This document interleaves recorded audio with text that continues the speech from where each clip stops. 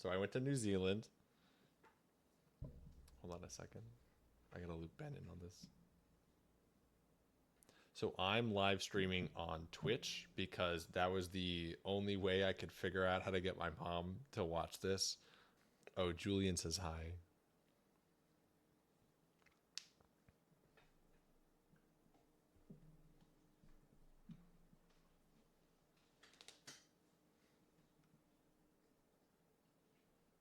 Oh, I forgot I'm live and I don't need to type.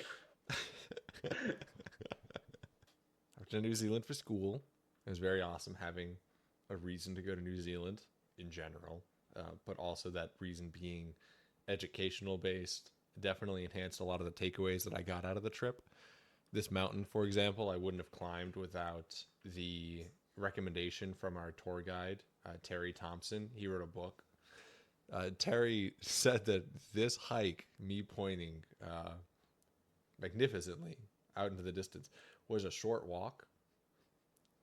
We are visibly on a mountain, and at this same elevation, we could see the gondolas at eye level. They actually speak British, Julian, so there's some communication barriers, which is not a joke. There were many things that they said. They were like, "Oh, how are you going?" It's like, "With my legs? How do you go? How did you get here?" But no, how you're going is how they ask how you're doing. And I was not going What well when would I you learned that. what would you do if a Kiwi said their name was Taylor?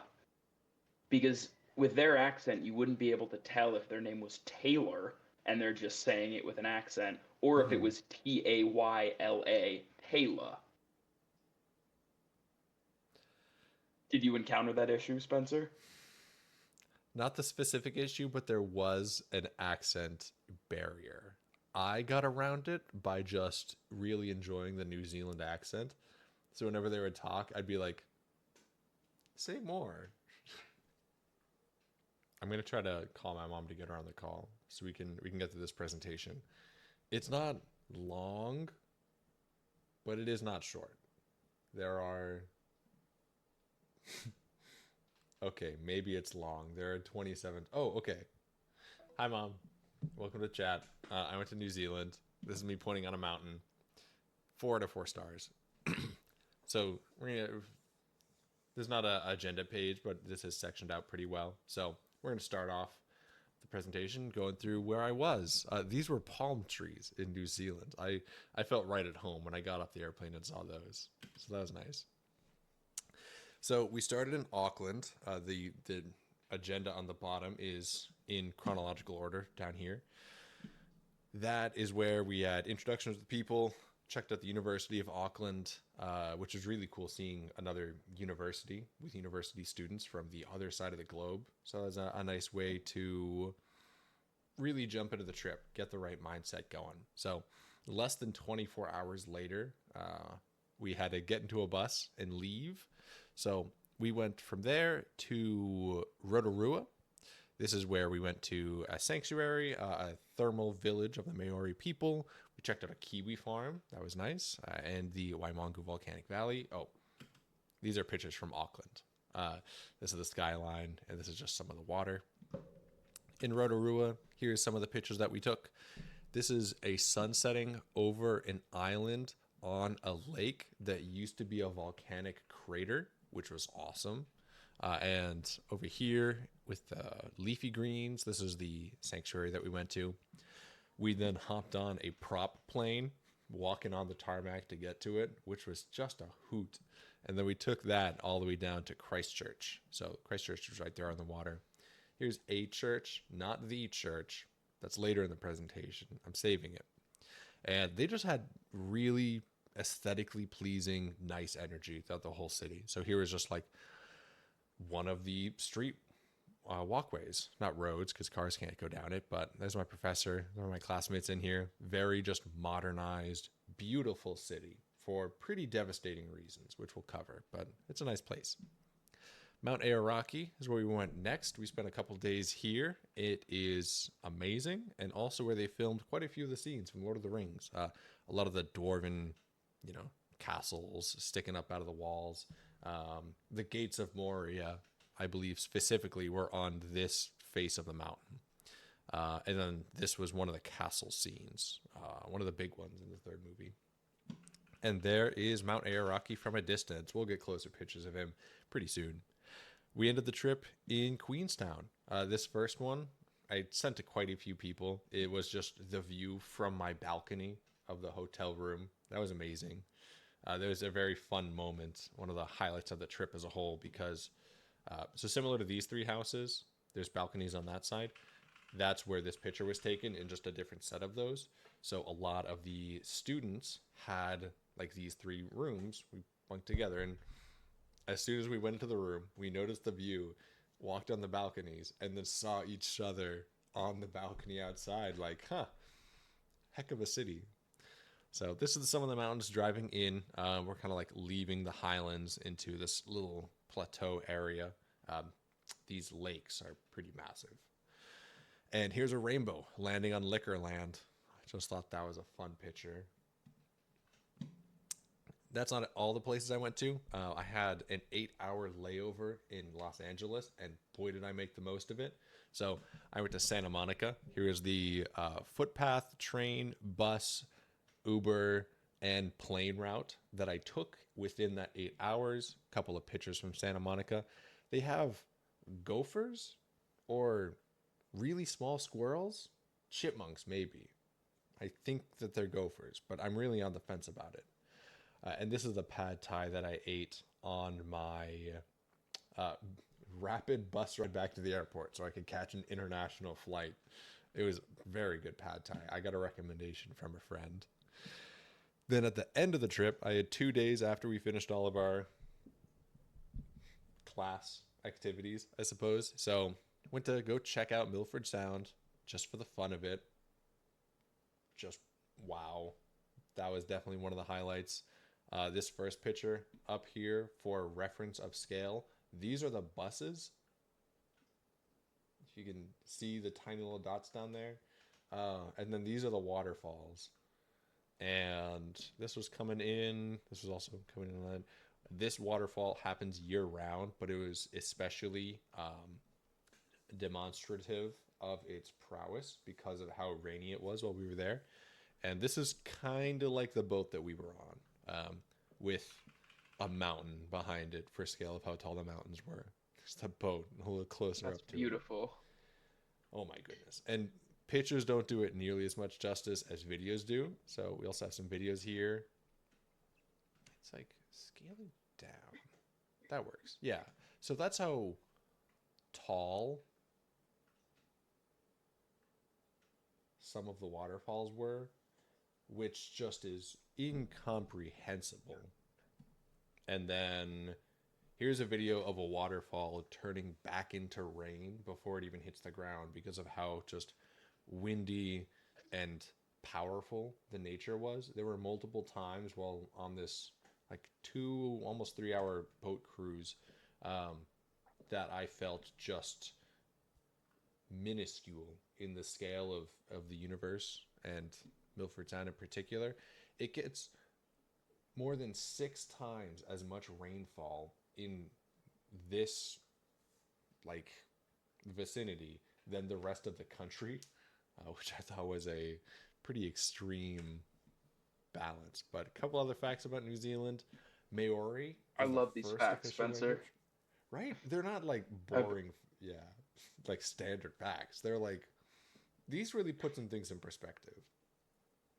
And there's all like I also love the hard number juxtaposed with the like comparison of the state. Yeah. And yeah, 257 inches is fucking ludicrous. Like, if you know anything about annual rainfall, that is an insane amount of rain to get in one year. 87% of their power is renewable, which is nuts. Now, like, granted, they do have forces of water so powerful that this just happens year round. So a lot of it being hydropower kind of makes sense. And then geothermal, a lot of the like place is on a volcano, so that also makes sense. And I'll be kind of going into that as well in this what I did section. But it's just so cool to see how they recognize their natural resources and ability to live with the environment, and then also do so on top of just having the opportunity. So broken down into four big categories. There were sanctuaries, basically where they put uh, New Zealand brief history slash geology lesson. 80 million years ago, the continent that New Zealand was on split off from the continent of Australia. And then 65 million years ago, spoiler alert for anyone not in the loop, an asteroid came and killed like 80 to 90% of all living creatures on the planet. That wiped out all but two mammals on New Zealand. The only two mammals that lived on New Zealand for 65 million years were bats. Both of them were bats. And then the Maori people sailed over and brought mammals. So because the birds of New Zealand evolved to fill ecological niches that were used to having possums and rhinoceri fill, like the kiwi. The kiwi's feathers are so interesting and unique because they serve the same purpose that mammal fur serves. But they're a bird. So when actual mammals show up on an uninhabited by mammals island, sorry, bats, they swept through and decimated the native population, the endemic population of species. So sanctuaries is a big way that New Zealand is pushing back against that so that they can reestablish their predator-free island. Kind of starting there. And then the farms, a little bit contradictory to this because kiwis and sheep are both invasives. But they do have kiwi farming and sheep farming and a bunch of other farming because New Zealand is just perfect for agriculture across the board, apparently. We went a couple tours, mostly guided by the Maori people. A few of them in the Mount Aoraki region were just amazing. And then we went on lectures because it was a school trip. So those are actually really fun, though. Now there's just a bunch of pictures. So this is the Maunga Tautari Mountain. That's a Maori word. Maunga means mountain. I don't know about the other ones, but they had this gate to get in that felt directly out of Jurassic Park.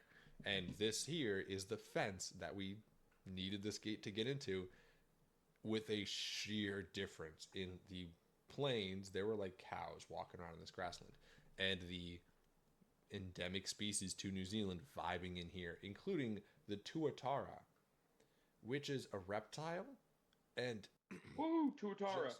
Just a reptile. It's not a lizard. The Not a closest lizard. living the closest living relative to it died 240 million years ago. It is the only species in its genus, in its class, the tuatara, and he's vibing. In its family. Yeah. So he's really cool. I have some more pictures of him later on.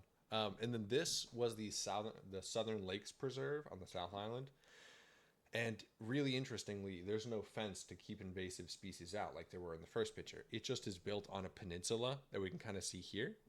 And they got all the invasives off of the peninsula, and they're trying to push outward from the peninsula into the surrounding landscape. So it's really cool seeing different approaches to achieve the same goal of removing invasive species from your island, which was nice.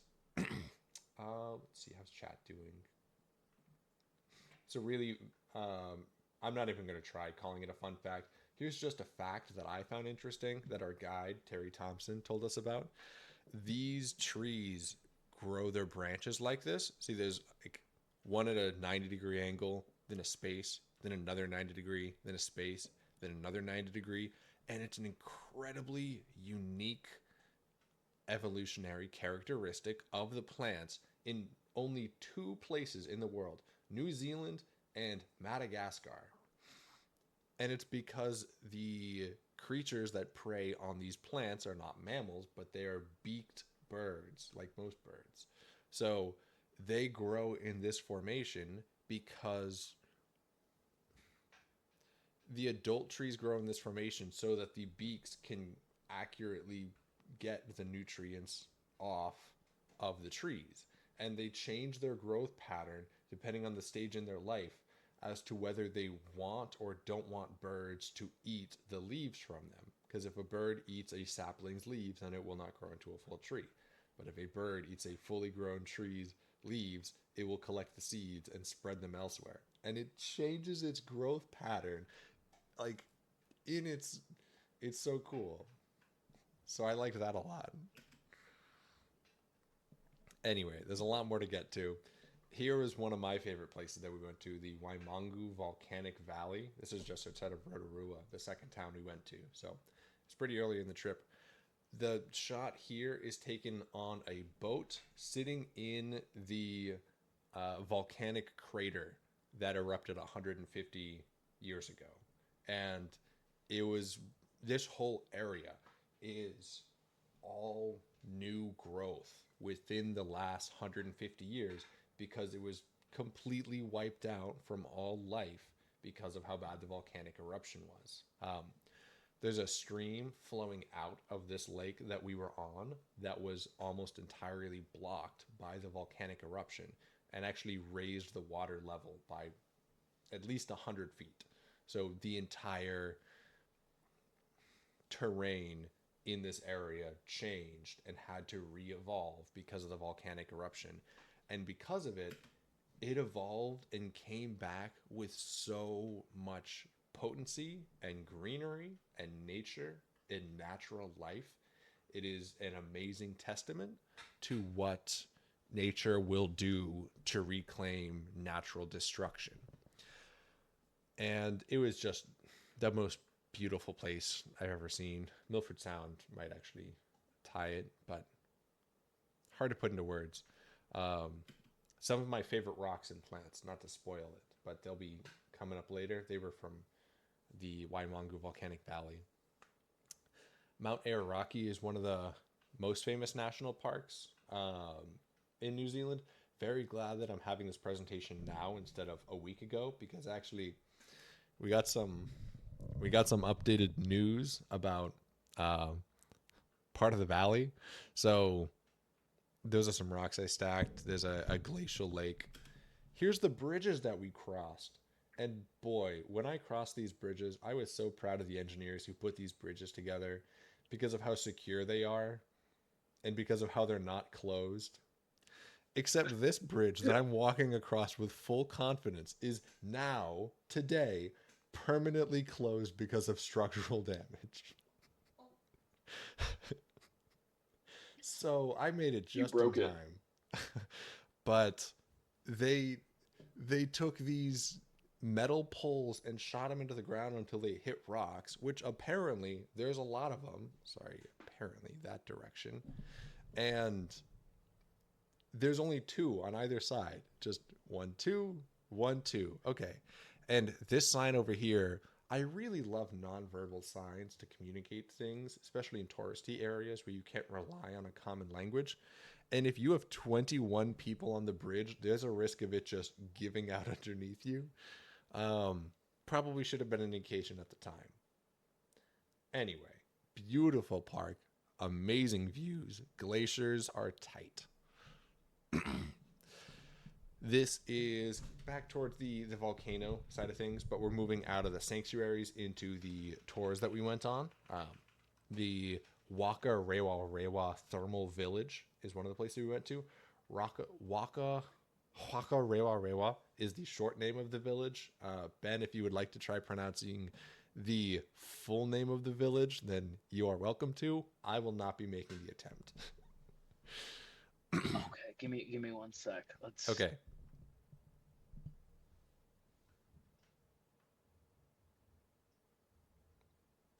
I'll give you a hint. Waka Rewa Rewa?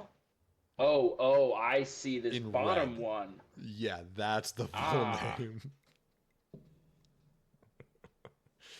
see, You can pass. this is I was decent at Swahili, and Uh-huh. Swahili you get a bunch of consonants together that you wouldn't expect in English, but if you like smush them together, you can Mhm. achieve the sound you're looking for. I have never seen this many vowels in a word, and it's like that's almost harder to think of how to pronounce than the Uh-huh. consonants because it's all these open mouth sounds like a, Yeah. e, ah. And you're like going not only between them, but there's a double A in there. After an Yeah, AU, awa. And that's just yeah, how it's followed by pronounced. a Yeah. W and another A. I think Um in mhm. the spirit of cultural sensitivity towards our Maori friends, I will decline pronouncing this. That's why I'm foregoing it. Not for lack of desire, but yeah. So the hot springs here are very close to the volcanic activity we were looking at earlier, but just far enough away that you can live here and like thrive while doing it. Um, we see in this top right picture some like channels carved out into these bathing tubs, and this is like a culturally significant like ritual activity to bathe in the native hot spring waters because it's so pure, and they don't use soap or anything with it because it's from the mineral deposits of the earth. And yeah, it cleanses you in more than just the physical form. It was very nice. For lunch we had some equally esoteric hot spring food. The corn and potatoes that we had with our meal were boiled in this pool because it's hot enough to boil That's so corn. cool. Mm-hmm. That's Which it was prehistoric looking. amazing. Yeah, and up here in the top right, whenever I see this picture on my camera roll, I'd like first glance think it was in black and white, but no, this is slightly further away from the city, closer to the like core of the volcanic activity, and less than a mile away, there is just caustic death of all the plants around there. Like this, the branches that you see here might be attached to a larger tree that you would have like green growth all over. And then down here in this part, it's so close to the bubbling water, hot with minerals straight from the earth that are in abundance, can kill plants just from vicinity. And just outside of it, you see all of this amazing green growth of not only plants, but of people like living and thriving in a community. And even a cormorant. I saw a cormorant. He was nice. So that was a really nice time in the thermal village. The other biggest interaction with the Maori people that we had was in Christchurch. And this was our tour guide. He goes by Spud. Um, Christchurch 15 years ago was devastated by an earthquake that had many aftershocks, and the worst of which, the single earthquake killed almost 300 people and destroyed a lot of the city in just home destruction and caused flooding and essentially from the vibrations because it was so close to the water and worked similar to swampland, vibrated the soil to turn it almost entirely liquid, and then homes would just sink into the earth. And because of all the destruction that they faced, they learned how to rebuild with so much more constructive security and thought behind what they build. And not only that, but also who is there building it. Like a Maori person would not be gleefully welcome in Christchurch 16 years ago. But after the earthquake, in the face of rebuilding architecturally, they also rebuilt culturally. And now it is a thriving, beautiful city that one of my classmates said almost verbatim when we got out of the airport, I've never seen so many pride flags in the same place at one time. And it wasn't to celebrate something. It wasn't Pride Month or some event that weekend. I mean, it may have had an event, but it was just an accepting place which is wild to think about. And there were some other cool things we saw in Christchurch as well. Some very nice statues, kind of monuments, just testaments to very strong cultural, resonating things. This wall that we walked across, there's a nice, beautiful river that flows through the city. And in this area, they have a memorial for all the people from the earthquake. And up here, this reminds me of let me see, I have notes here. This reminds me of the Chinese art called kintsugi. Kintsugi? Yeah. And it's, if you drop a bowl on the ground and it shatters into three pieces, you repair the bowl with pieces of gold. And now the bowl is more valuable than it was before it ever broke. And I see that a lot in the rebuilding of the city as a whole, but most directly the main church in the center of town, which used to be a Catholic church, but now it's just a non-denominational place for anyone to come and worship and be accepted in.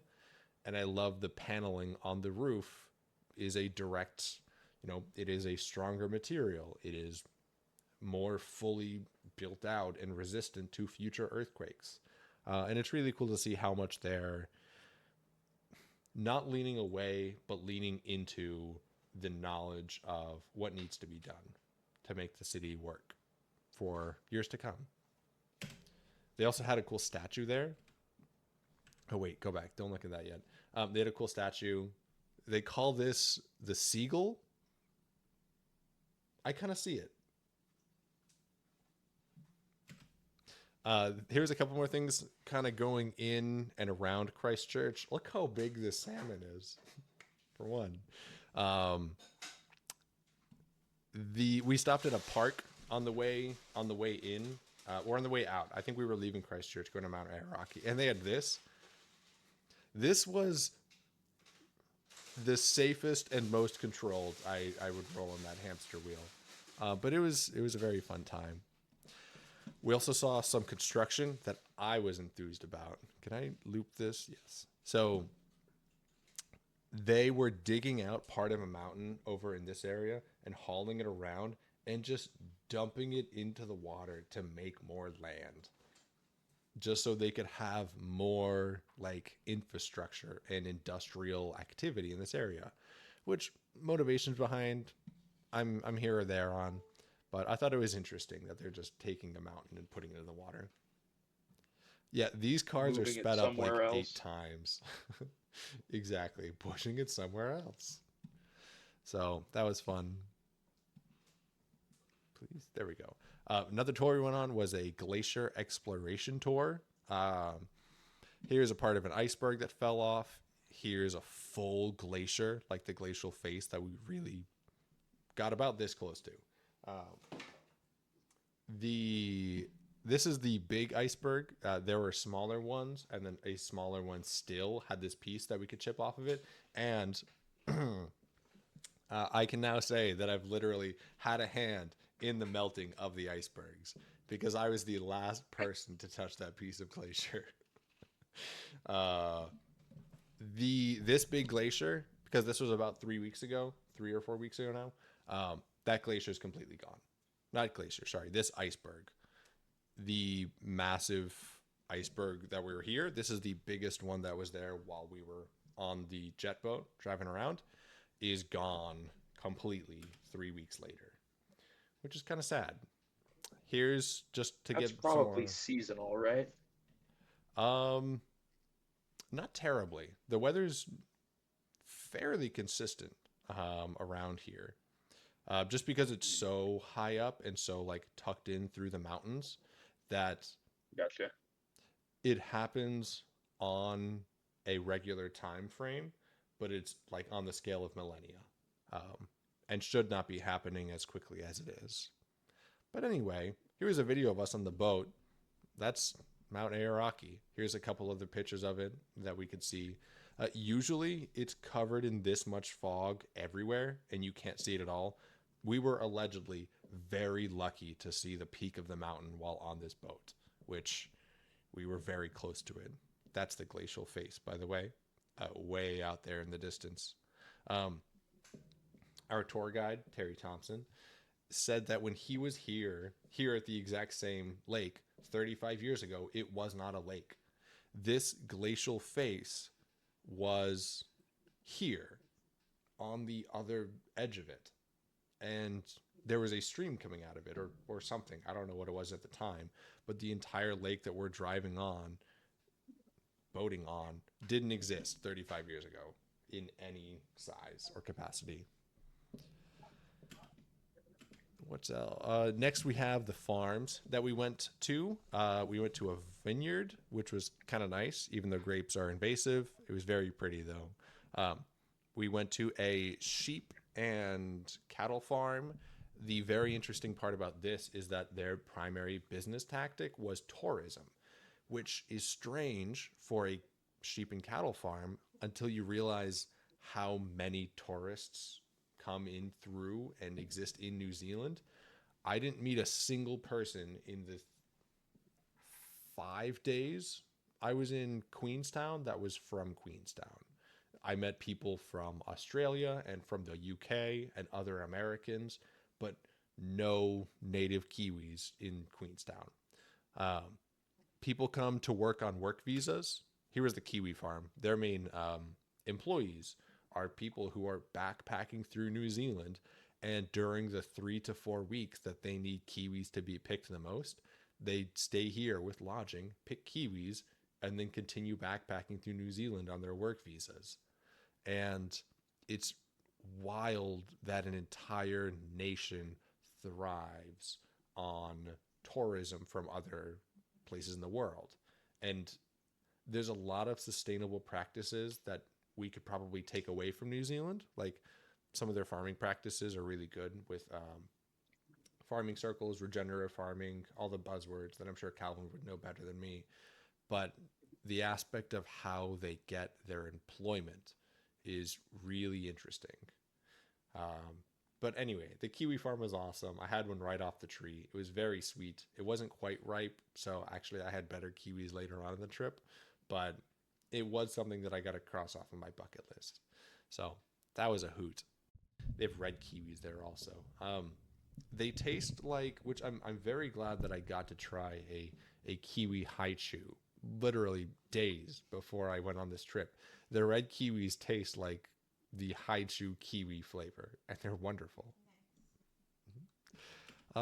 We also went to some lectures. This was me in lectures. Down here in the bottom left, this is what I was talking about, the Gondwana plate splitting off of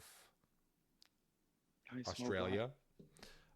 This is the weather patterns that cause Milford Sound right there at that peak to have so much rainfall. This is Liam Foster. He's a G. I was supposed to write him an email this week at work talking about water management, but I didn't. So I got to do that next week.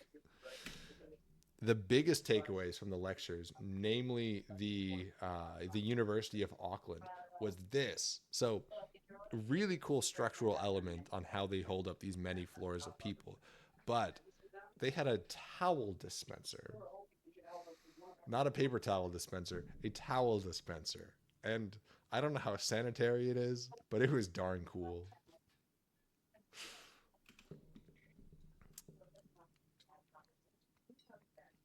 So why did I go? I went into a lot of detail there that probably summed up the whole why class trip and all.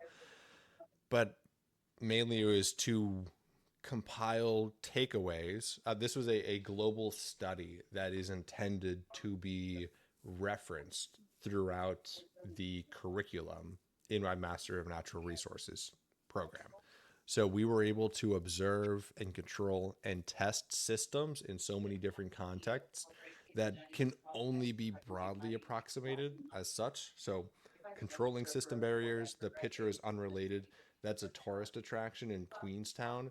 You get into like an orca-sized submarine that fits 2 people, and then they jet you around the lake all over the place, and it's so cool.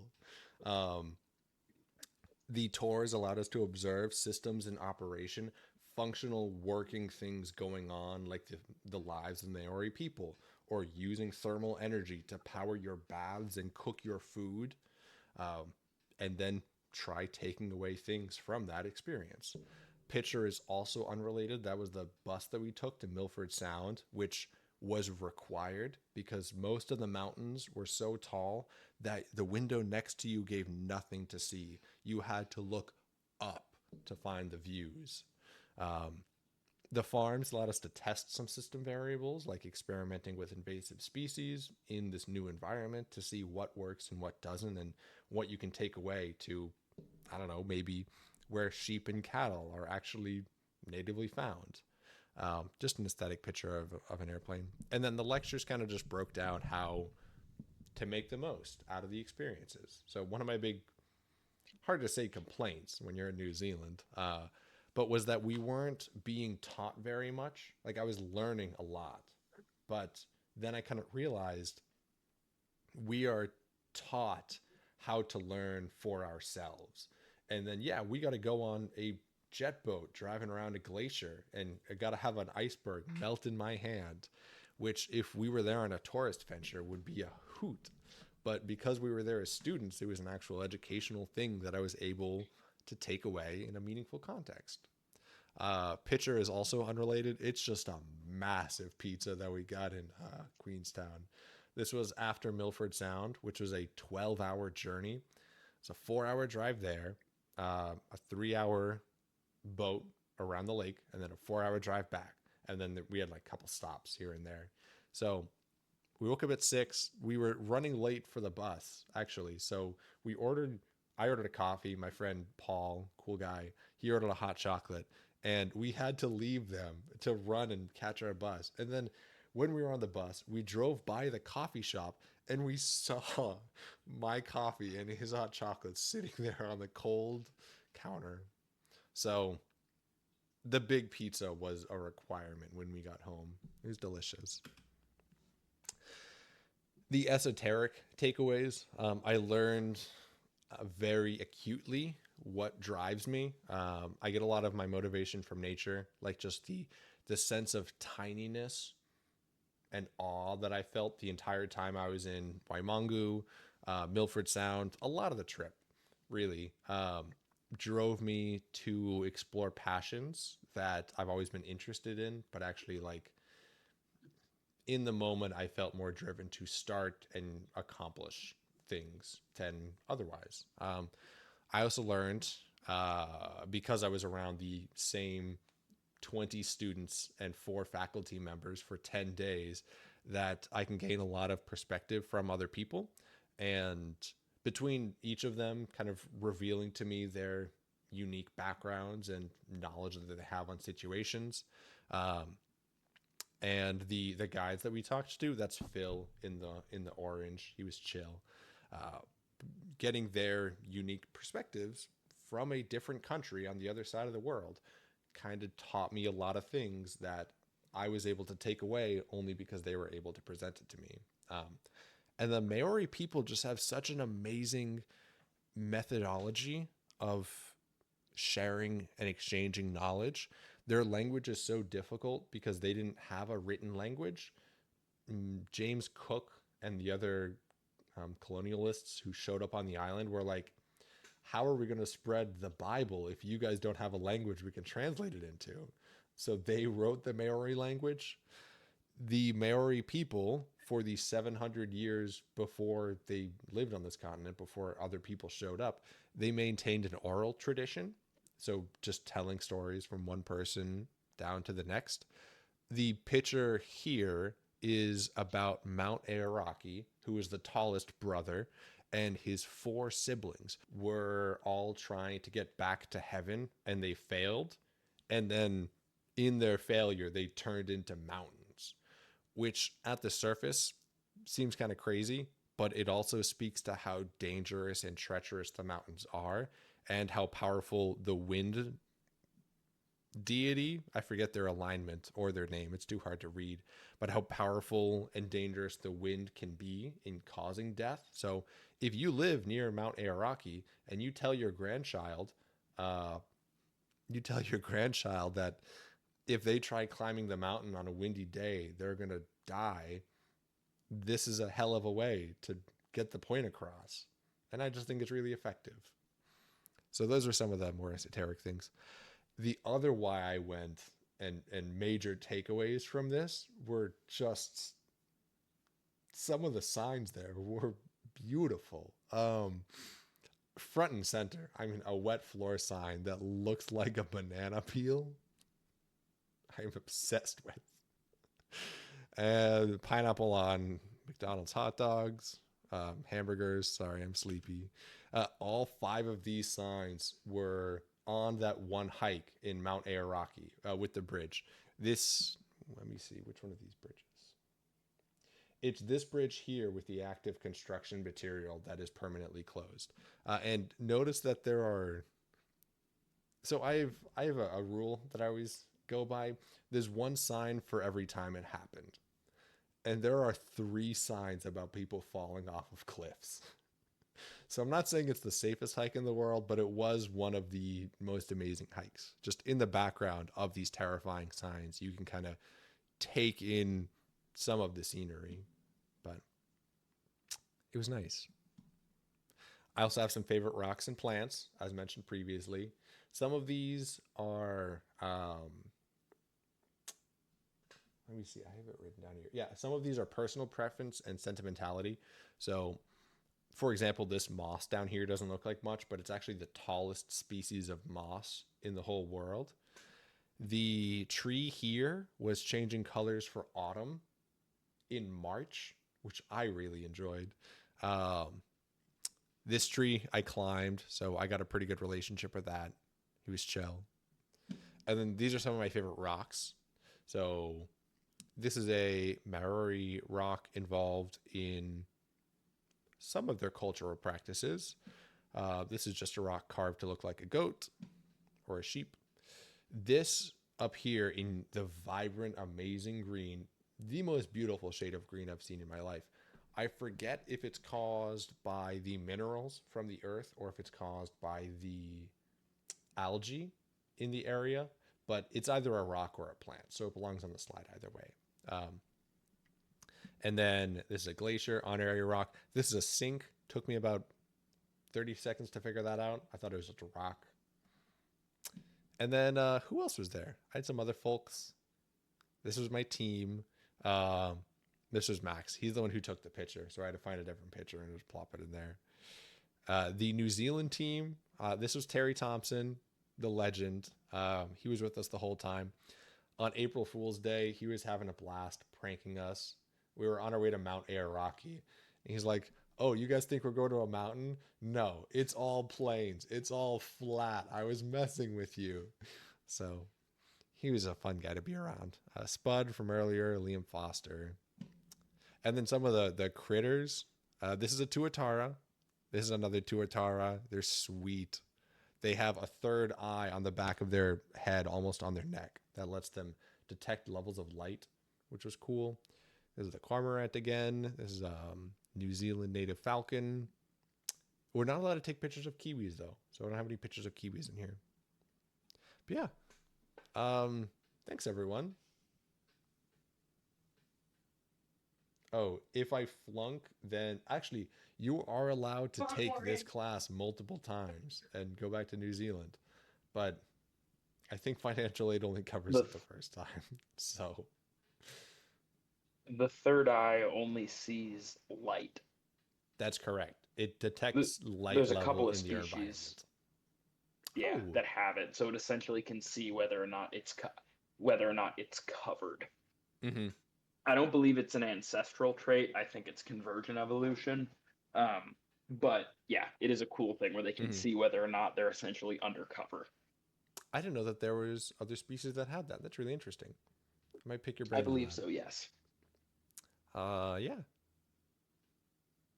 I ordered a lot of flat whites throughout the trip there, so I figured I'd put it on here. Beautiful presentation. What is this bird here? Is that, oh, This I feel like I bird know what it is, but is. Hold on. I got a bag. I did a lot of shopping in New Zealand. I got this shirt. I also got this cool adventure hat. And I got this bag. It has the birds of New Zealand on it. So, let me see. It's the kakapo. That guy down there. There's a lot of nocturnal flightless birds in New Zealand. The kakapo is a nocturnal flightless parrot, and it is one of the largest parrots in the world as well, I believe. Um, the kiwi is nocturnal and flightless. The weka is nocturnal and flightless. These guys are basically like chickens. They'll run around and steal your food. Very mischievous. The Kia is an alpine parrot, that guy there. And he's, let me see, do I have a, yeah. He's so notorious for being a mischievous little bird that they have signs, do not feed the Kia, just frequently, like throughout the alpine regions. So I thought that was nice. But yeah. Their political structure is they were actually complaining about their right wing political environment at the time, which I feel like would be comparable to America's right wing political environment 20 years ago. So politics were fine. We did not go to the capital, Wellington. That would be located just about